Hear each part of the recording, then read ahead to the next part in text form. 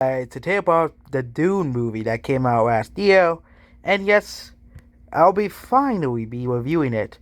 I was going to wait until I felt a bit better to review this movie because I wasn't really feeling that good the last top 2 days. And this movie, like the rest of the movies that Dunas Villeneuve directed, is a masterpiece and is worth watching. The other two movies that he made that you may have heard of before include Arrival and, of course, Blade Runner 2049. Which sadly, Blade Runner 2049 bombed at the box office. Because, despite Blade Runner being a franchise, it wasn't that recognizable to really sell too well. But Dune is basically based off basically a book that is very popular among sci-fi enthusiasts and also is getting a part 2. Basically, like War of the Rings is basically being divided into a couple movies. Again, War of the Rings is based on 3 books, but dividing the entire story into this big, long sci-fi epic story. So this is only the first part of the entire series, and the first part is really good. I think that Dune could be the next War of the Rings, basically, a big, massive epic, because War of the Rings is a big, massive fantasy epic. Dune is going to be the big, massive sci-fi epic. I don't think the Dune movie series will be as popular as, Star Wars, but Dune already has a pre-existing fan base.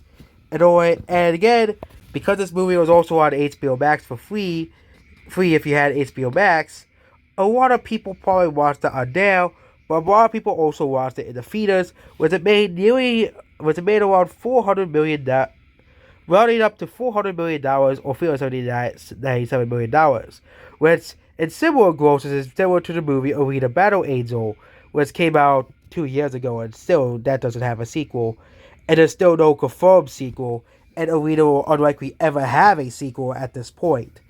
Right, because of the murky, this of Disney, and because of the whole Fox Disney thing, and because of the whole, there's a lot of reasons why.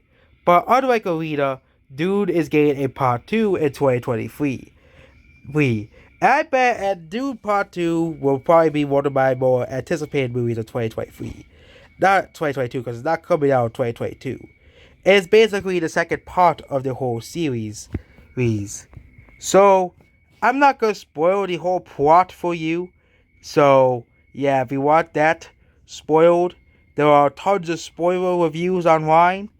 But this is a movie that is best watched without, of course, spoilers. Of course, if you read the books already, you'll know what happens anyways. So, but for people who are new to the universe, it is a series best watched without spoiling the movie. Now we're talking about the cinematography of the movie, which, if this movie is not nominated for Best Cinematography, then the Oscars, again, already as a joke as they are, will be even proven more of a joke. Okay? Because this movie should be nominated for Best Cinematography of 2021. Best Cinematography movie of 2021 it doesn't have to win said award, but it has to be at least nominated. Did for best cinematography, because a lot of the cinematography is very great in this movie.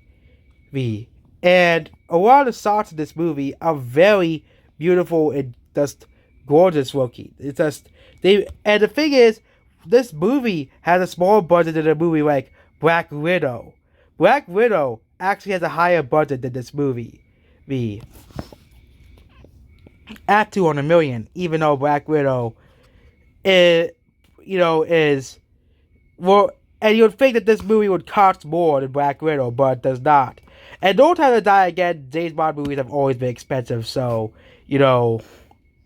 as well, but Dune, the OST for the movie also is very, very great as well. Overall, this movie is a masterpiece worth watching. So, just like his other two, just like I have to pronounce his name again, Villeneuve's other two masterpieces, if you have not seen them, which is again Arrival and Blade Runner 2049, as well as 2 other movies that he made, which again those 2 movies are worth watching as well, which is also made by the same director, who made this movie, and you'll see and find something in common with it. I think that the director of Dune, Denis Villeneuve, will probably rise up as one of the greatest directors in modern filmmaking, just like Christopher Nolan because again before that he made some lesser. He also made Sicario, which I never seen before, which also has a very good reviews on it. So all of his movies that he has made has had critical acclaim on it, and I think because of Dude, his movies will basically become more popular. Uh, uh, and before that, he made some other movies like Enemy, Prisoners, and Intervals. Basically, a bunch of indie movies. Basically, yeah, a bunch of indie movies. And he is basically known for Blade Runner, Arrival, Sicario, and of course, other movies as well. Well,